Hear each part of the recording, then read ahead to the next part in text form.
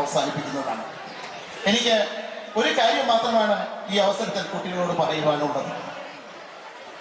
അതായത് ഒറ്റ വാക്കാണ് പറയുന്നത്, ഈ ലോകം മുഴുവനും നീ തോൽക്കും നീ തോൽക്കുമെന്ന് പറയുന്ന കാലം ഒരു കാര്യം ഓർക്കുക, ഞാൻ വിജയിക്കും എന്ന ദൃഢനിശ്ചയത്തോടു കൂടി പഠിച്ചു മുന്നേറിയാൽ ലോകത്തിലെ ഒരു ശക്തിക്കും നീ വിജയരഥത്തിലേറി വരുന്നതിനെ തടയാൻ സാധിക്കുകയില്ല.